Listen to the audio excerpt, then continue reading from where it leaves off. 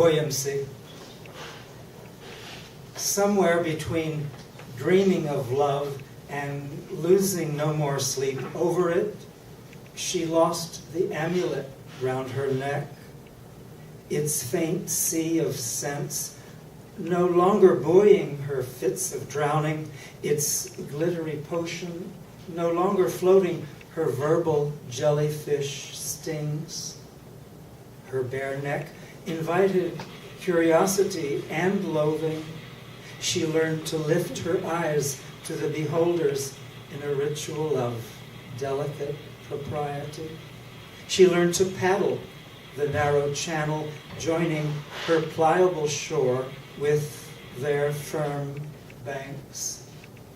She learned a forceful breaststroke, swimming past barriers all too recognizable in choppy surf.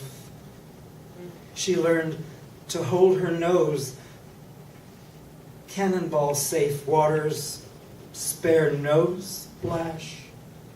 She knew one day she'd be fully awake and willing, welcoming a tiny trident tattoo under her right ear, spearing what was left of her fear.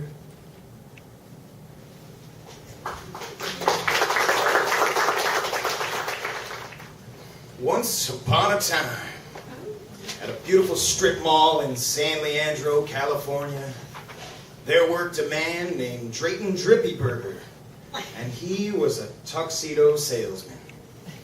Drayton lived in a studio apartment near the airport with a cat named Sandy. One day, a package from corporate headquarters arrived at the boutique, and Drayton eagerly opened it. And inside he found a whole catalog bursting with pictures of handsome men in luxurious suits and ties. And he fell fast in love with each and every one of them. And he gave them each a name. And at 7 o'clock sharp, 5 nights a week, he'd kiss each one of his strapping beaux on the forehead before locking up shop for the night. In the weeks that followed, the customers began to notice Drayton acting a little strange. If they wanted a gray with a champagne trim, well, he'd flip to a picture of a sultry Latino with a 5 o'clock shadow and say, "Let's try you in what Julio's wearing, except without the scarf." I don't know why he insists on wearing that scarf. I've told him how much I hate it. If it was top hats and bow ties they wanted, well, I'd flip to the pouty-lipped black man with a perfectly square goatee and say, "Check Carl out." Mostly the customers just smiled nervously. But then they began to complain. Then the big bloated boss man called a meeting with Drayton, and Drayton was fired that day. And he kidnapped the catalog and ran out the door. And he locked himself up in his room. And night after night, he danced with them all. With Rick and with Jimmy, with Tyler and Todd. Poor Sandy, the cat, was neglected. And climbed out the window and never came back. And the bills piled up. And the rent went unpaid. And then Drayton was out on his ass. And he drank lots of booze, and he slept in the gutter, and he cuddled his catalog deer.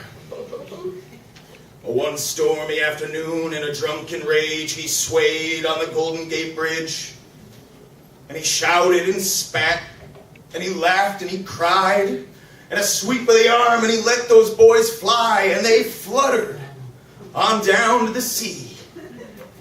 And then Drayton Drippyburger went to a meeting. And he shaved up his face. And he got his life back on track. And he landed a job as a doorman at a fancy hotel where he gets to wear a luxurious tuxedo every day. And once in a while, you'll see him pat a piece of paper folded up in his pocket and say, "It's a little cold today, Julio. Good thing you got your scarf."